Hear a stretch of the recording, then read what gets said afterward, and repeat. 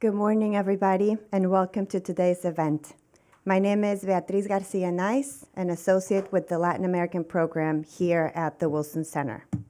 Thank you for joining us here today in person, especially with this rain today, and virtually for our audience. We are here to discuss the complex situation in Venezuela. Many turned their attention away from Venezuela of late, as its prolonged crisis shown little signs of breakthrough. The authoritarian government of Nicolás Maduro remains firmly in power, and the Mexico City negotiations between the government and opposition are stalled. That is not a surprise.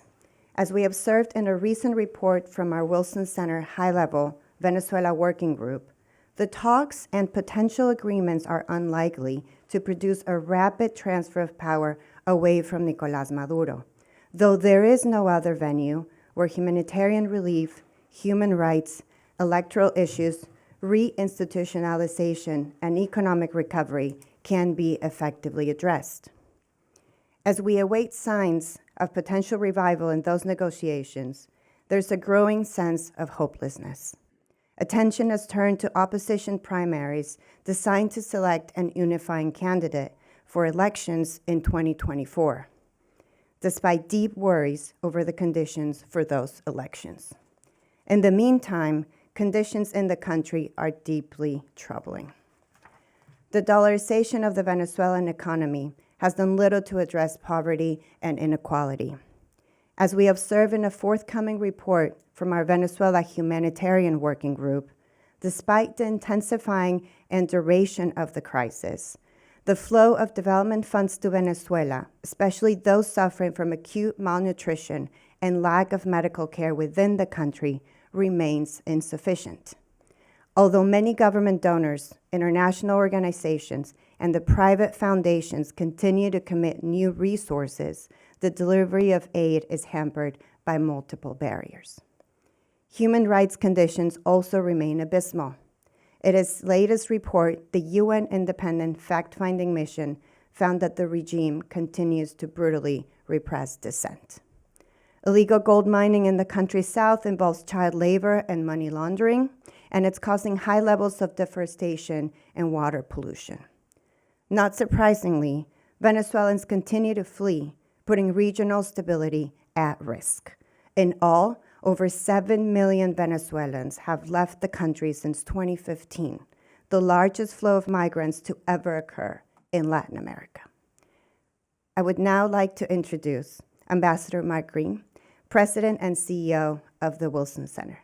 Ambassador Green.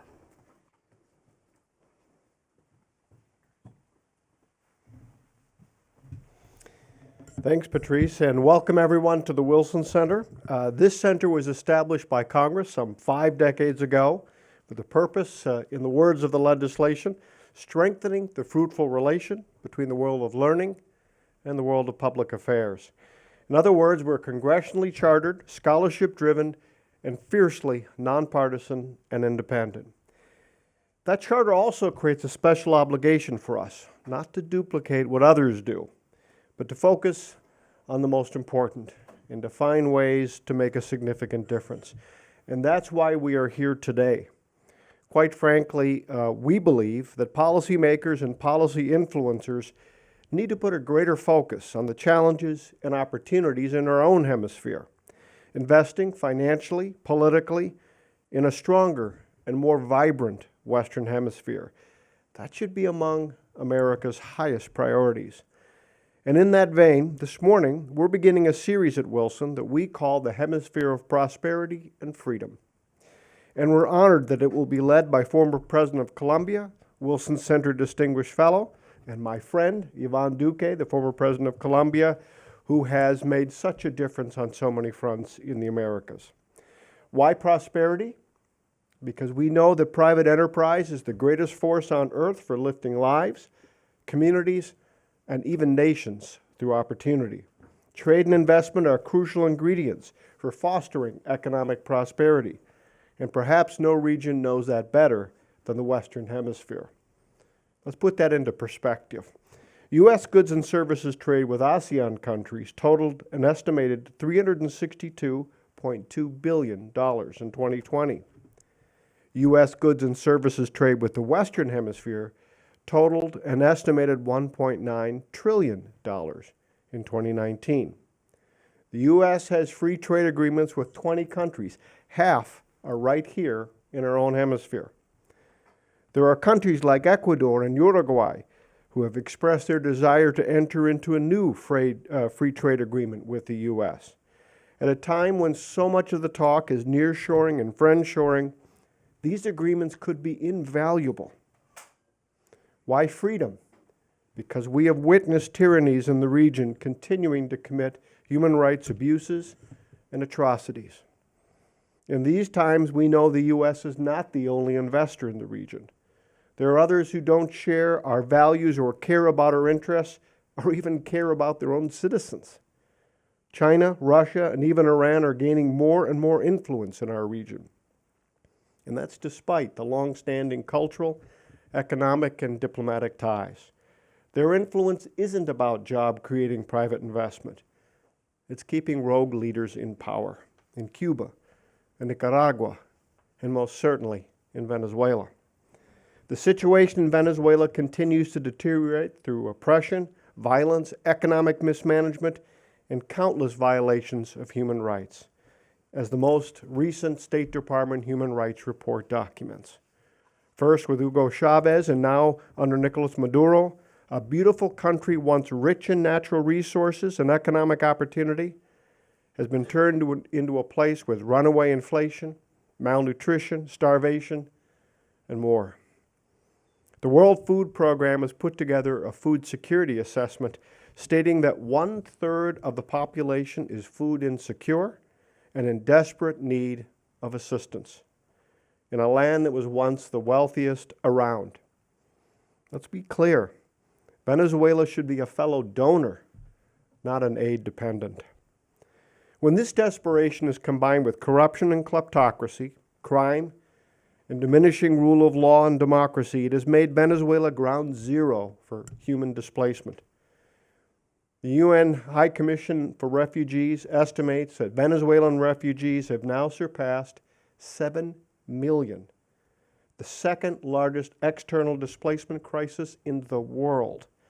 A crisis which is man-made, regime-driven, not the result of war, not like Ukraine or Syria or Yemen. I saw this catastrophe firsthand in my time at USAID and through my many travels throughout Latin America. I met Venezuelan mothers fleeing to find medicine and food for their children. I met political prisoners who were once imprisoned in Maduro's gulags. But I also found a courageous community who yearns to go back and rebuild their native homeland. We should reaffirm our commitment to help those inside Venezuela, those who have fled, and the communities hosting them. We should also heed the cries of millions of Venezuelans around the world who are seeking democratic reforms, a truly free, fair, and transparent electoral process, and yearning for a chance to shape Venezuela's freedom and prosperity. With that in mind, I'm excited to turn things over to our excellent speakers and panelists for today, and they will help us further analyze and understand the current landscape, the political, environmental, and human rights conditions. We begin with someone who knows full well how courageous, passionate, and yes, sometimes vocal, the Venezuelan community can be. And she has long been a fierce advocate for renewed attention on the Americas. She represents one of the largest Venezuelan communities in America, an area sometimes known as West Venezuela or Little Venezuela. It is now my honor to introduce to the stage a good friend, Debbie Wasserman-Schultz.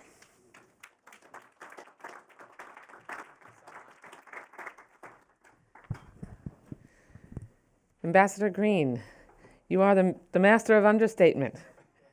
And I can tell you that in West Venezuela, we enjoy many a robust discussion, but one that is intertwined and woven with love and compassion and passion about the ultimate goal of making sure that we can have Venezuela achieve freedom once again. And I am so grateful, as always, to be asked by the Wilson Center to join you, and thank you for hosting this event and making sure that we can zero in and focus on the crisis in Venezuela, because it has infected Latin America. It has touched every corner of that region, and yes, there is a grave concern that with the passage of time, that the weight of the crisis begins to generate inertia and a lack and a hopelessness almost, that we have to focus in other areas that may be less intractable. I am especially thrilled, though, that this new Western Hemisphere series has been kicked off, and proud to be a part of it. I've spent years in Congress urging my colleagues to renew their focus on Latin America and the Caribbean, pushing back against fatigue and apathy and building support for regional opportunities that we have to make sure our policy dialogue generates.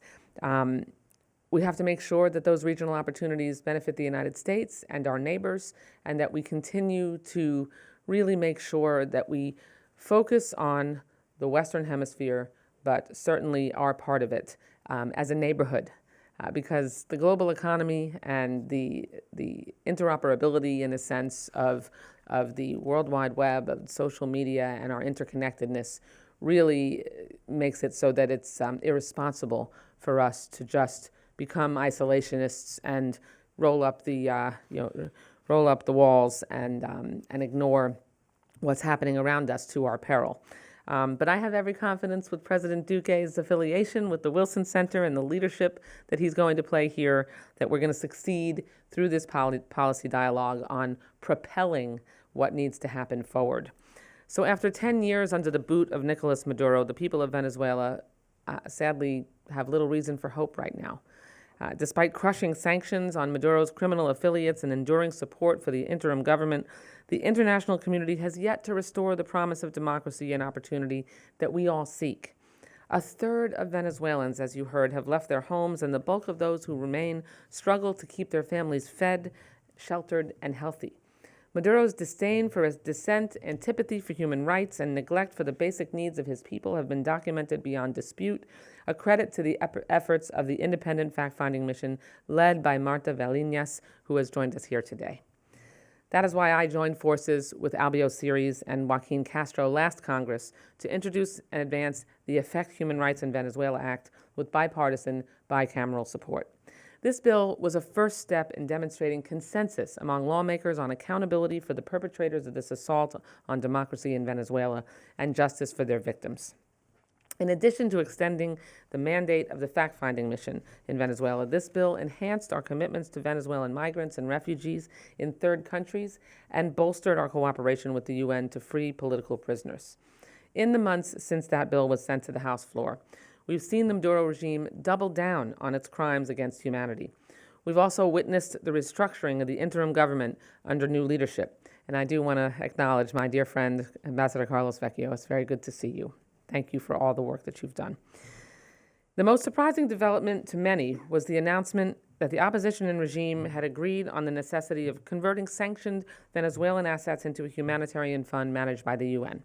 I have to tell you that I was quite surprised that there was agreement on that the sky was blue, never mind something as monumental as that. But this apparent breakthrough in the Mexico City negotiations has become yet another obstacle. The U.S. and its partners haven't been able to shepherd this idea into reality. Meanwhile, Venezuelans facing poverty and persecution are questioning whether the interim government and the international community can deliver results. It's clear that all involved parties are waiting for a clear sign from the United States regarding the viability of this fund. We simply cannot afford to miss out on an opportunity to sustain the negotiations, which remain our best option for a peaceful resolution to this crisis. There are serious questions that we must address before seeing this through. I'm not going to discount that. You can't it's not like flipping on a switch and just, plowing forward. We can't allow these funds to be returned to Maduro. That is absolutely essential, and there have to be safeguards to ensure that that doesn't happen, or allow their creditors who bankrolled his dictatorship to benefit from from these funds. But we can't just throw our hands up and say it's impossible. The gravity of the situation demands more from us. And I'll tell you, when I am home and speaking to my neighbors, the despair and the frustration and their concern over their inability to help make an impact and see progress is palpable. It really is. But inaction, I try to reassure them, is unacceptable. I've heard enough horror stories from the people who I see in my grocery store and whose children are dear friends with my children. The stories that they tell me, the businesses that were confiscated, the terror that was rained down upon them, the kidnapping of their children from playgrounds, which is certainly not even unique to Venezuela, is something that is that of more obvious nations around the world, like Russia and China.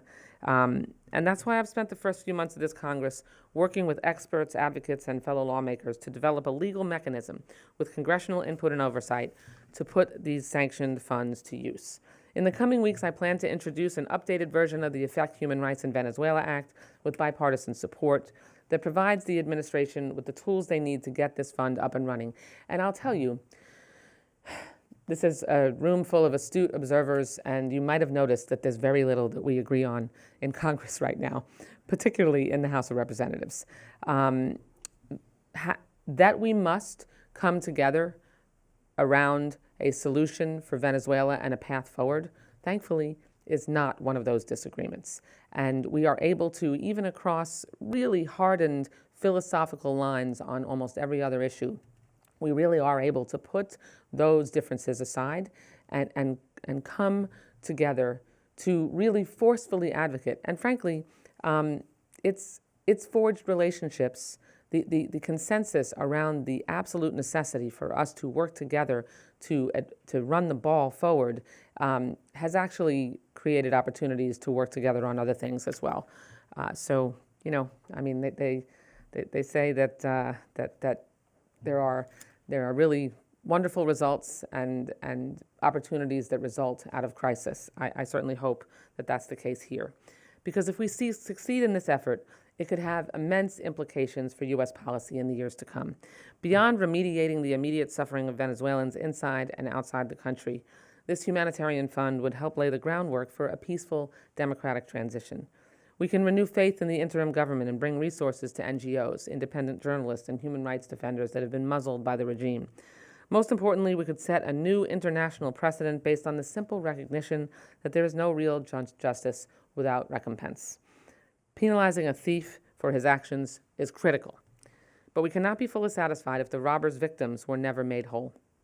If we get this right, it could have significant ramifications for our approach to pursuing a just peace in Ukraine or future conflicts. We could be the model for the future in conflicts like this. I can't imagine a better setting than the Wilson Center to explore solutions to the issues we face in Venezuela and across the Western Hemisphere. It is an honor to be able to join you, and I thank you for your commitment and Ambassador Green for the Wilson Center's devotion to helping us work through this vexing problem. Thank you so much.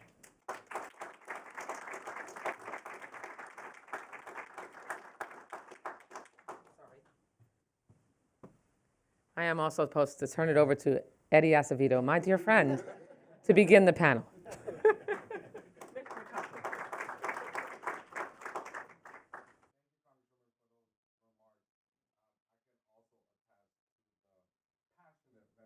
Community in South Florida who are extremely vocal at all times. I'm honored to be here today alongside this esteemed group of panelists. So we're going to just kick things off. For those of us in Washington, we well know that, you know, to become a two-time ambassador is quite an accomplishment. A three-time ambassador is pretty impressive, but a four-time ambassador is quite rare. And we are honored to have with us one of those talented individuals today, Ambassador Mike McKinley, who was supposed to be with us in person, but unfortunately had a last-second conflict, but is with us virtually. Ambassador McKinley is a senior counselor at the Cohen Group and previously served as a U.S. ambassador to Peru, Colombia, Afghanistan, and Brazil. He served our nation at the State Department for 37 years and more recently was the senior advisor to Secretary Pompeo. Next, we have Cristina Borelli, Executive Director and co-founder of the V5 Initiative and founder of SOS Orinoco. Cristina is spearheading groundbreaking research regarding the situation in the Amazonas and the Orinoco regions of Venezuela. And next, we have the distinct honor to have with us, all the way from Brussels, the 3 members that make up the independent international fact-finding mission on Venezuela for the Human Rights Council. Marta Valinas, who chairs the mission, and she is accompanied by her fellow colleagues Francisco Cox Vial and Patricia Tapata Valdez. Thank you all very much for being here today. Let's get started. Ambassador McKinley, I'm going to start with you. So in 2019, Venezuela's National Assembly, the country's only democratically elected body, took the bold step of invoking Article 233 of the Constitution. This provision made possible the creation of the interim government. What do you think, or why do you think it was important for the U.S. and over 50 countries to recognize the structure of the interim government in accordance with the Venezuelan Constitution? And now that the structure has been dissolved, where do we go from here? First, let me just say thank you so much for the invitation, and a real honor to be with the other panelists. And I'm very sorry that because of unforeseen circumstances, I couldn't be with you here in person. I'll start by noting the following, that the situation in Venezuela politically and economically is at an inflection point. We go back 4 years and the launch of the interim government. We know what the history is, but it's important to remember that the reason the interim government was formed was a reaction not just to a deteriorating situation in Venezuela, which had been underway for many years, but a deliberate thwarting of anything that remained of a democratic process inside the country, with the decision by Maduro to move ahead with presidential elections in 2018. And across the next 4 years, with over 50 governments internationally recognizing the interim government, with very significant efforts being made through sanctions by the activity of the opposition to in the dispensation in a democratic transition in Venezuela, it was a process that was being carried out in the context of international norms, in the context of Venezuela's constitution, and it should not be seen as a failed experiment, rather a legitimate attempt to open up democratic space inside Venezuela and to address the worst humanitarian crises and economic crises we have seen in modern times. It bears repeating that the Venezuelan economy in the space of 7 years, 8 years, declined 75% in size, a process evolution unparalleled in modern times anywhere in the world. And we also 5 to 6 million Venezuelans, which after the crisis in Syria was certainly the most serious humanitarian displacement of persons anywhere in the world. But if we fast forward, and I don't think we should be dwelling on the past, it's clear that in 2022, the sinews that held together the interim government began to fray, with changes in the composition of governments in Latin America. A shift was underway in terms of recognition, and a shift away from the interim government. And there was a decision by the 2015 National Assembly to dissolve the government. And that's where we found ourselves beginning in January of 2023. I think the assumption across 21 and 2022 was that somehow the Maduro government was looking to move towards some kind of negotiations, political opening, recognition that it had to change policies if it was to achieve any relaxation of sanctions, which were ruinous for the Venezuelan economy, but nowhere near as ruinous as the policies of the Maduro government over the previous years. And there was the signing of the agreement in August of 2021 between the opposition and the government in Mexico City, committing to a series of norms to govern both negotiations and objectives to include respecting political rights, human rights inside Venezuela political space. And these were reiterated in the agreement, which was reached in 2022 in November, in the so-called social accords, acuerdos parciales para proteger la protección del pueblo venezolano, in which the preamble reemphasized the importance of derechos políticos para todos and garantías that came from the agreement of August 2021. And the proposal was to utilize funds through the United Nations to assist Venezuela, to include unfreezing some of Venezuela's assets overseas.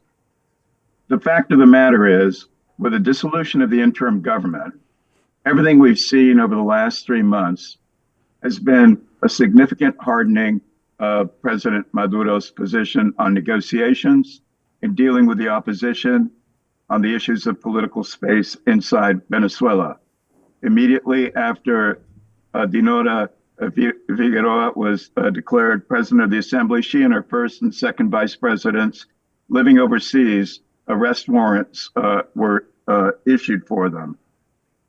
Those were followed by ones for Julio Borges and decision to present in the government's National Assembly a draft law to circumscribe the operations of hundreds of NGOs inside the country, specifically focused on limiting their political activities inside the country, but allowing the government to interpret what constituted political activities by these NGOs, and also forcing disclosure of financial support, membership of these organizations, their leadership.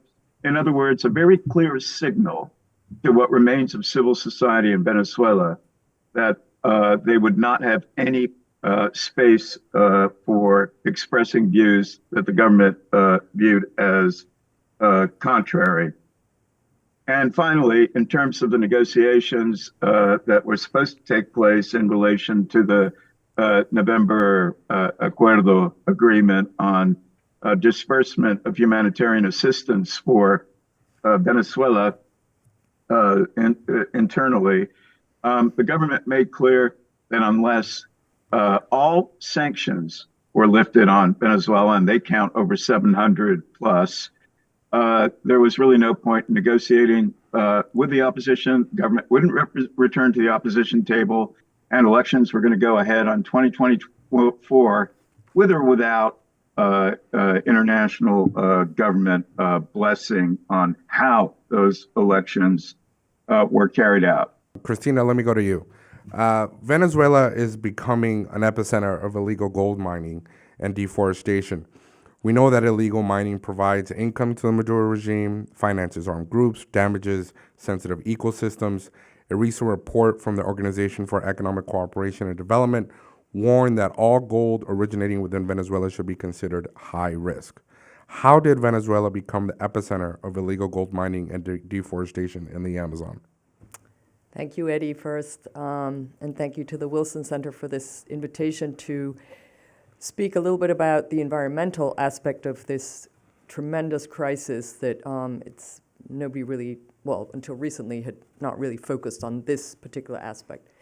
So before getting into that, I just want to back up 1 minute to set the record on what Venezuela was in the 20th century. from an environmental perspective. And this photo here is just, I think, is emblematic of the fact that Venezuela is one of the top 10 most biodiverse countries in the world, along with Brazil, Colombia, etc. But probably most of you have never heard that. And during the 20th century, all democratic governments in Venezuela not only converted Venezuela into an important producer, obviously, of oil, but minerals, hydropower, but they also simultaneously were ahead of the times with regard to conservation and protecting indigenous rights. So we can go to the next slide. I just want to show you this map, which is like a green mosaic. Throughout the 20th century, Venezuela's governments protected 80% of Venezuela's southern region, which is also the Amazonian region. And this is amazing. This is before biodiversity and conservation were a big thing, obviously. Sadly, 24 years of Chavismo and lately the last 10 years of Madurismo have converted this into the complete opposite. We're witnessing an increase in illegal activities, criminality, in particular with the implementation of the Arco Minero mining policy. And here I want to really stress that the Arco Minero is not simply a geographical region, which is what the regime would like us to think. It is actually a mining policy. And the reason that this is a policy is that they have realized that with the decimation of the oil industry, they could just start plundering the South with this mining policy. So the regime has put in place a very efficient system whereby they're profiting from every single stage of the supply system to mine gold, rare earths, diamonds, coltan, the entire kind of list of minerals that we have. And it's a very efficient system, which is, the security system is profiting from it. The regime heads all of the clique around Maduro, Delcy Rodriguez, all the names that we know, okay? So, and this has also allowed them to skirt international sanctions because of the way that they're smuggling gold directly out from this region in the south to all the countries where we know that that Venezuelan gold is flowing to. So what are the results? First of all, we can go to the next slide. We have the fastest deforestation rate in the Americas. We have, well, I think you have a printout, and there you can see the mining footprint. So SOS Orinoco, with the use of open source intelligence and high resolution satellite images, we've been, since 2018, mapping this mining footprint, not only in Venezuela, but also in the Essequibo, and we can talk a little bit about that later. We have uncovered the fact that Maduro's inner clique and armed forces are plundering all of this southern region, and the mining is not only occurring in the Arco Minero, but it's spilling over all the way south to the headwaters of the Orinoco. I'm going to focus on three emblematic areas and protected areas where this is occurring. First of all, Canaima, which is a World Heritage Site. It also happens to be the area where the Caroni River, which feeds all of the hydropower in Venezuela, is being decimated by illegal mining. Secondly, there's the flood of garimpeiros coming in way down south from Brazil, and that's affecting the headwaters of the Orinoco River. And the Orinoco River is the third largest river in the world in volume. It also happens to be the area of where the Yanomami live, and this is being plundered by garimpeiros from Brazil. And the other area that I want to focus on is Yapacana. Many of you may have read a recent report in the Washington Post. So together with Amazon Conservation, we published a report of the mining that's occurring in this protected area, and they are mining on the top of the flat top mountain, the Tepuy. That first image, that's not Yapacana, but it's similar to that. So how do you do intensive mining on top of a Tepuy? You need logistical help from the armed forces, helicopters. Yapacana has become the bastion of the Colombian guerrilla, FARC, dissident, and ELN. And in partnership with the government, with the regime, they are mining intensively in this protected area. So apart from that, there's obviously the abuses of human rights, abuse of indigenous rights, but I prefer to defer to Marta and her team, because they have reported on this extensively in their fact-finding reports. Great, and that's a great segue to look at the human rights situation. For Marta, Francisco, and Patricia, your mission recently updated their human rights report just this week. Can you tell us a little bit for our audience, what is the current state of affairs of the current situation in Venezuela at the moment? I'll just say a few words and also hand over to one of my colleagues who is joining me here today. As you know, we are 3 members in the fact-finding mission on Venezuela. Myself, Marta Valinhas, Patricia Tapata, and Francisco Cox-Viel. It's an honor to be with you today, in spite of all these audio technical issues that you are having over there.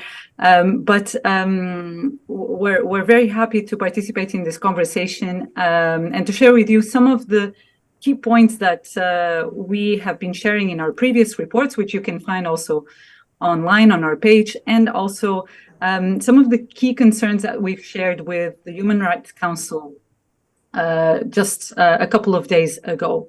As some of you might know, the mission has documented the commission of what we have characterized as crimes against humanity committed in Venezuela in accordance to 2 state policies. One of them to quash the opposing and dissenting views to the government, and another related to crimes committed in the context of security operations, which involved the commission of extrajudicial executions. What we see in Venezuela in relation to the first policy that I just mentioned, and that we see a continuum until today, is an attempt to limit, repress, in various forms, dissenting views of those persons that are perceived to be opponents to the government. This includes acts such as arbitrary detention, sometimes followed by acts of torture and other forms of ill treatment while these individuals are detained, particularly in the facilities of the 2 intelligence services, SEBIN and the RECIM, but also includes other forms of repression, hostility, intimidation against persons that belong to different profiles, including human rights defenders, journalists and other media workers, humanitarian workers, but also trade union leaders. As we have been seeing in the recent months, there have been protests organized by trade unionists, and these have been met with various forms of intimidation and also detentions, which we want to investigate further and analyze whether they are arbitrary detentions as well. So we continue to be very concerned with the situation of human rights in Venezuela, and particularly with these different threats and restrictions to what we'd want to be a democratic, free, and inclusive space for dialogue, particularly at this point in time when we are looking ahead to 2 electoral years coming up. And therefore, we will be continuing to pay close attention and to investigate, as we have done until now, very much in detail through individual cases, but also looking at broader patterns in order to analyze what is the impact of these different forms of repression that I've just mentioned. Thank you for your attention. And please, if you have any other questions for us, please send them through the chat so that we can actually receive them and revert back to you. Thank you. Thank you. Christina, let's go back to you. In terms of what you described earlier and what Marta has described, how do you think this will affect the future of Venezuela in terms of governability and democratic values? Are you concerned about how the current dynamic can have a possible spillover effect? Yeah, absolutely. And I think, anybody out there entertaining lofty ideas about lifting sanctions on gold, they don't understand that Maduro's plan B, like all other Venezuelans who have plan B, his plan B is the Arco Minero. This is their way of continuing to enrich themselves, plunder the country, and remain in power, while devastating the environment and poisoning the local population with mercury, rampant use of mercury. Like the Amazonian biome that knows no borders, illegal mining in this area is the same. Illegal mining in Colombia, in Brazil, in Venezuela, Guyana. Nobody wants to talk about what's going on in Guyana, in the Essequibo. As a Venezuelan, SOS Orinoco is very concerned about what's going on in the Essequibo. And I know from experience, in this town, there is censorship on this. So all of these countries are interlinked with regard to illegal and criminal mining, which is basically in the hands of Colombia guerrilla and para-state organized groups. So I'd be very interested to hear ex-President Duque and his thoughts on what Colombia is doing with Petro now, who's trying to make peace with Maduro and the ELN and the FARC. Also Lula, who's supposedly trying to get rid of the garimpeiros, but garimpeiros are now flooding over into Venezuela, all the more because they know that they have willing partners in the civilian and military authorities in Venezuela. So I have very little hope. I mean, this is a failed state scenario. It's beginning to look more like, African countries and conflict over minerals. I don't see any basis for being optimistic about democracy. Thank you. We're going to go real quick to Ambassador McKinley. Ambassador McKinley, Christina brought up the topic of sanctions, which is a very hot topic here in Washington. Can you give us your views on how sanctions could be used as a tool to change Maduro's behavior? Regarding sanctions, I think it's important to note that despite the decision on the licensing of Chevron and frankly the relaxation on licensing for other oil companies and the decision to cooperate with Trinidad and Tobago on the development of a gas field in Venezuelan territorial waters, that the basic framework of sanctions on Venezuela levied by the United States and Canada and the European Union on a secondary level remain in place. And in fact, since the beginning of the year, the speculation that was there about further relaxation of economic sanctions on Maduro in the expectation that negotiations were going to materialize and move forward in Mexico City, the attitude seems to have hardened with public expressions by the Biden administration on the importance of sustaining sanctions on individuals, on economic relations with Venezuela, not just for the time being, but unless there is very significant changes in the way President Maduro approaches both negotiations and the situation inside Venezuela, which I tried to highlight earlier, includes significant repression and closing off of political space for the opposition. And so the importance now is for the government is seeking ways around what the prohibition on payments directly to the government and to state-owned enterprises means for them in practice, as much of the rest of the world liberalizes its or expands its trade with Venezuela. But the paradox thing, as I mentioned earlier, I don't know if that was heard, is that Venezuelan oil exports are dropping, and not just in relation to how inefficient the production is inside Venezuela, but the fact that Russian oil is supplanting Venezuelan and other sources on the international markets, particularly for China, for India, in terms of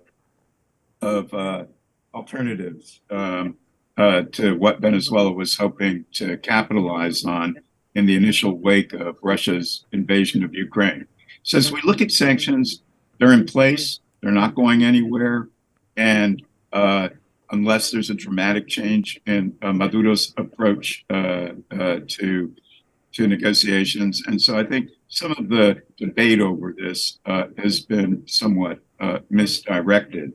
More importantly, we've seen just in Brussels in the last couple of weeks this very significant commitment, again, by the European Union, Canada, and the United States, $840 million pledged to supporting international and internally displaced populations, refugees, and NGOs working inside Venezuela. How much of the money materializes remains a question, but there's a commitment to continuing to work on creating an opening of the democratic space inside Venezuela, combined with responding to the very evident continuing humanitarian needs inside the country.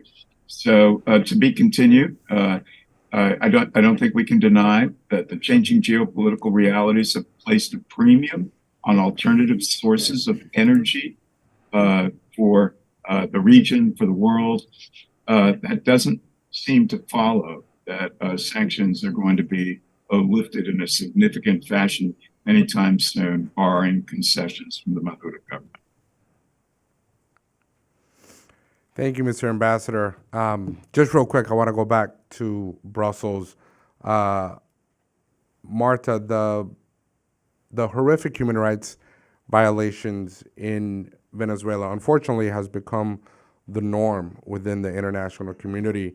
And tragically, I think the world has become a little bit desensitized on this issue. As we've said many times, your reports have mentioned crimes against humanity that are being committed by the Maduro regime. Can you describe a little bit how the human rights situation in Venezuela has progressed throughout the years, and comparing, what, how things sort of began, the evolution, and where we are today? As I've already sort of alluded to, what we have documented and are actually in the process of investigating right now, in terms of different forms of repression and intimidation, as I mentioned, we do see a link between what we are seeing today in terms of, for example, closure of radio stations, different forms of attack and intimidation of human rights defenders and journalists, etc., as I already mentioned before, we see a link between that and what were other forms of repression that we've documented in years past. So the arbitrary detentions and acts of torture that I mentioned. Now, there's definitely, as I mentioned already, a continuum, a link in the sense that we see this as part of the same policy, a same strategy to restrict that civic space and to limit dissenting views. What we have seen, of course, is a difference in the large-scale mass protests that did take place in past years, and that, as we've mentioned to the Council this week, the last year where we documented, where we registered those large-scale protests, followed by also large-scale detentions, and then some of these persons being subjected to torture, was 2019. So there has been a change in the type of protests that we've seen, also, of course, due to the COVID-19 pandemic. And we believe that the type of repression that we've seen before has had an inhibiting impact on the way that people choose to express their dissenting views nowadays. Now, in terms of acts of torture, we believe that we also need to see more time to be able to make a comparison to previous years. We have received some indications that those that have been highly involved in this type of acts, and I've mentioned them already, the intelligence services are more alert to the international scrutiny that has taken place, namely through our documentation, through the documentation by the High Commissioner for Human Rights, and also through the fact that the International Criminal Court, through the Office of the Prosecutor, has expressed their willingness to investigate precisely those types of acts. So we have received some indications that this seems to be having some effect on the ground, but I think it is still too early to say that that torture is not being practiced anymore. That is not the indication, and the conditions of detention remain very deplorable in many situations, and also the irregularities of the violations of due process remain, and also the number of persons who are arbitrarily detained for political reasons. The indications we have is that this number remains stable as well. Some persons are released and others are detained. And we have mentioned some individual cases of human rights defenders and journalists that remain detained. So in that sense, what we are seeing is, some new and forms of the limiting the civic space, including through the law on NGOs that some of you might have mentioned, we couldn't hear. But these are part of one same policy and strategy in our view. You know very well, the mission is an independent mission. We have no political stance, or in fact, we do not investigate or analyze political issues. So we will not be looking at the upcoming elections from that lens. We will continue analyzing the types of gross human rights violations that are mentioned in our mandate, but also, of course, looking at what impact that has in the civic space that then obviously has an impact on the quality of an electoral debate. Thank you so much for your attention. Thank you, Marta, and thank you so much to all of our panelists. Before moving on, I do want to acknowledge just a few people who are in the room. Ambassador John Feely, I just saw walk in. Hi, John. Thank you so much for being here. He's on our lab board, so appreciate your support. One of our Global Advisory Council members, Tammy Longerberger. Thank you, Tammy, for being here. And of course, Ambassador Carlos Vecchio. Thank you for being here. And Special Envoy to the UN, Miguel Pizarro. Thank you, Miguel, for being here. With that in mind, it is my distinct honor to introduce our Wilson Center Distinguished Fellow, the leader of our Hemisphere of Prosperity and Freedom programming, and the former President of Colombia from 2018 to 2022, someone that I'm very proud to call my friend, the one, the only President Ivan Duque Marquez. Mr. President, over to you. Thank you so much, Eddie. Thank you, Cristina. Also, my gratitude to Ambassador Green, to Congressman Debbie Wasserman Schutz, and also my gratitude to Ambassador McKinley, to Marta, who has contributed with her mission in this debate. Let me begin by saying that it is a great honor to announce that with the Woodrow Wilson Center, we are launching the Hemispheric Freedom and Prosperity Initiative, which is an initiative to highlight the values of democracy, freedom of speech, economic liberties, and how the interaction of those principles guarantee that we are taking to a new orbit of debate what is much needed in the Americas. Definitely, the case of Venezuela has to be part of this discussion because it's the vital demonstration of the absence of freedom and prosperity. In the last 20 years, we have seen the destruction of independent powers in Venezuela, the destruction of the economy. We have seen the destruction of the way people exercise their individual freedoms.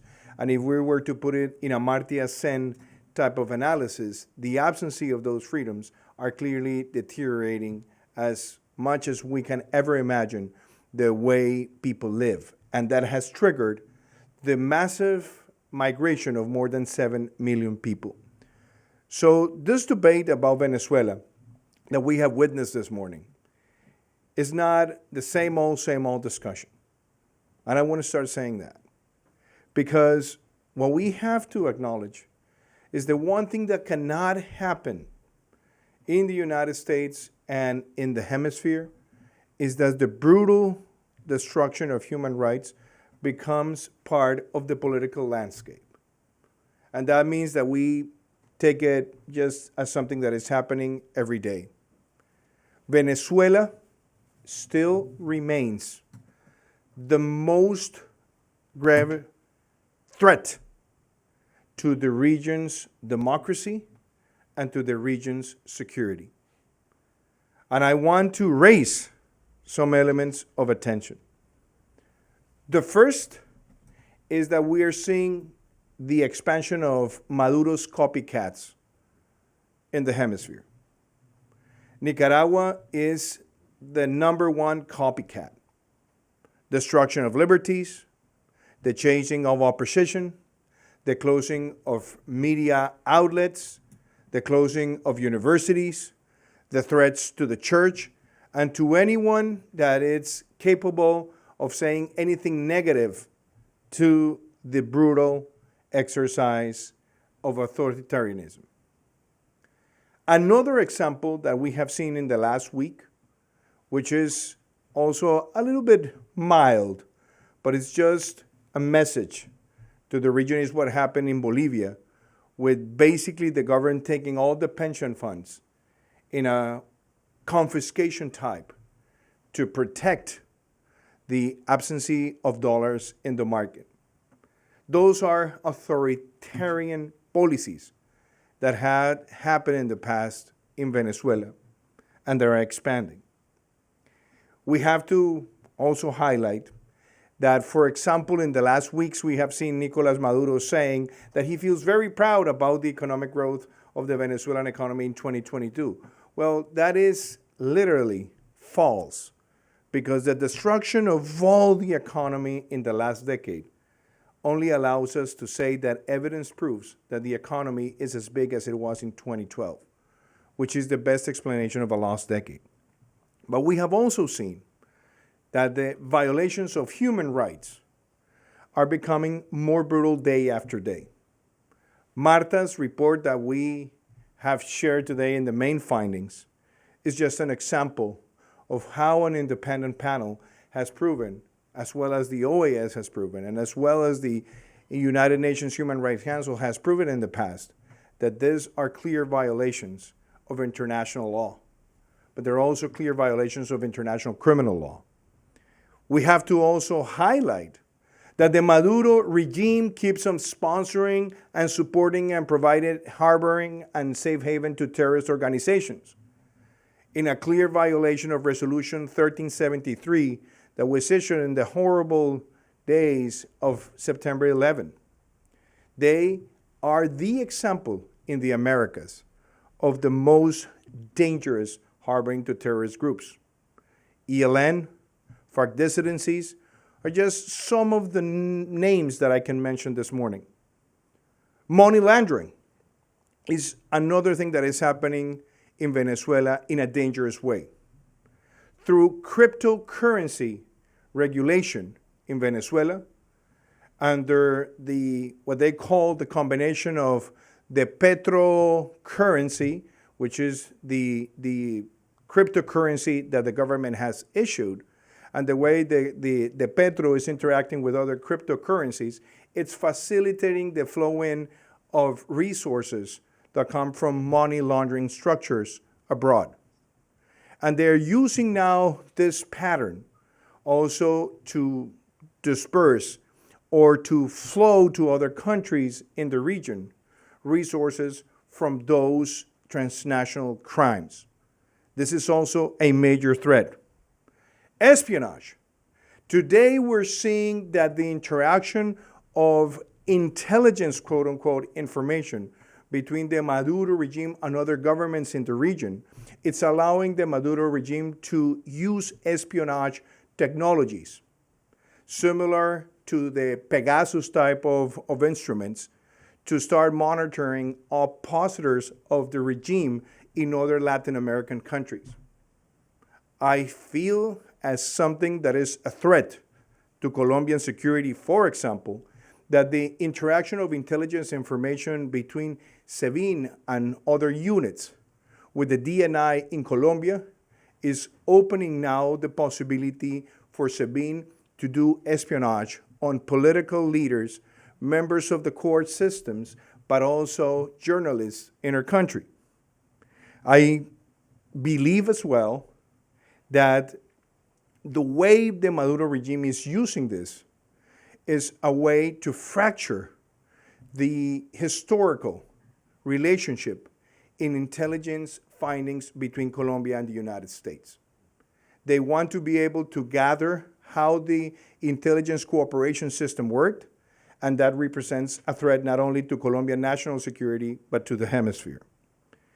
I feel very worried about the whitewashing diplomacy that is taking place.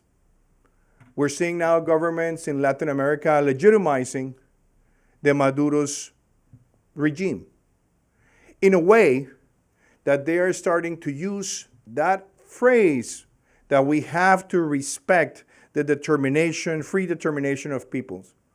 Well, that's not the case, because this is not the free determination of the tyrants. And the whitewashing diplomacy is the worst thing that can happen. I know that we're running out of time, but I have to say, Eddie, that the way forward is very important.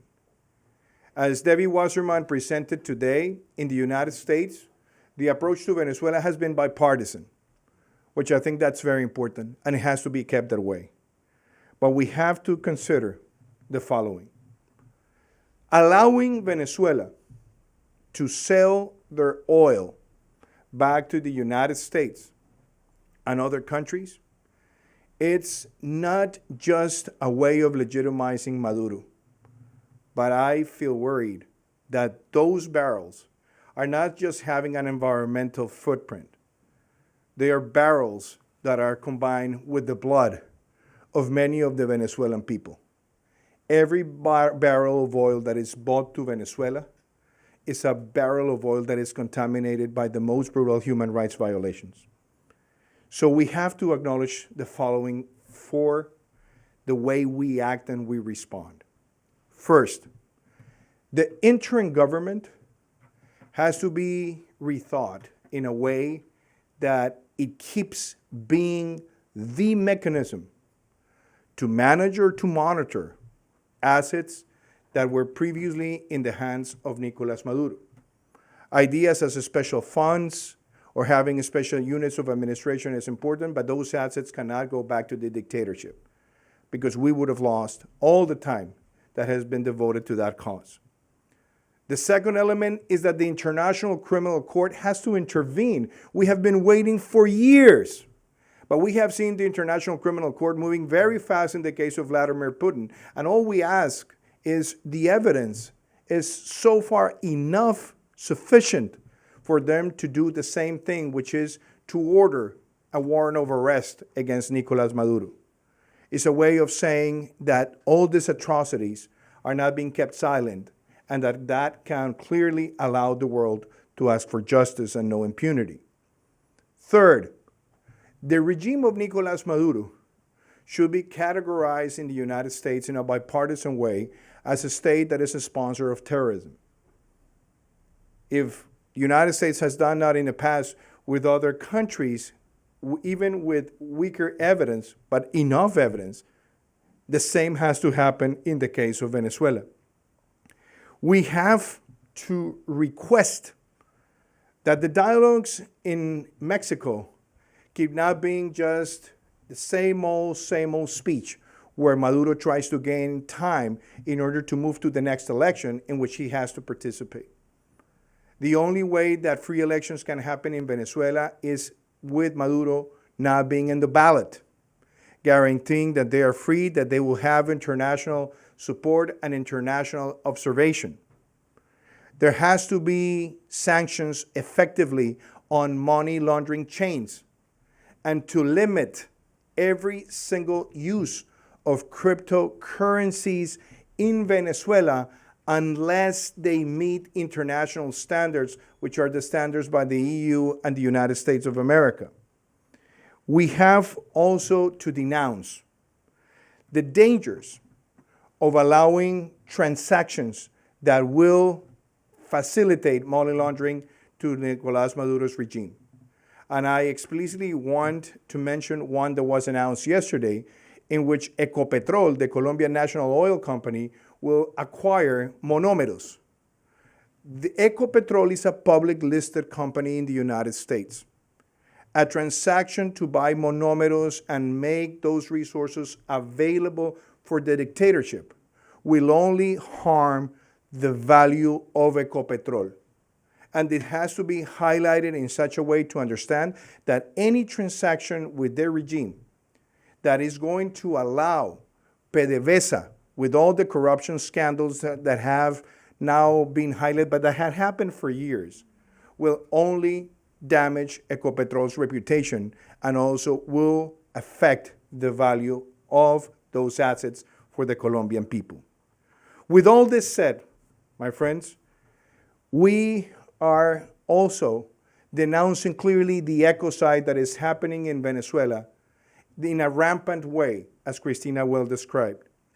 And these ecocides also have to be brought to a broader discussion in the United States in a bipartisan way in Capitol Hill. We have to put an end to that ecocide, and there has to be sanctions for that ecocide. Otherwise, we will be losing a great part of the Amazonic biome that is now being affected clearly by the determination of the Maduro regime to partner with all the illegal mining structures in the hemisphere. So this discussion and this debate has to help us not only to address the need that we cannot lower our voices, that this is not part of the landscape, and that with institutions like the Woodrow Wilson Center that are nonpartisan, we want to have all the policymakers acting in a responsible and effective way. And that begins with some of the points that we have raised today on the way we move forward, on sanctions, on denouncements and the calling for international justice to operate. Thank you very much.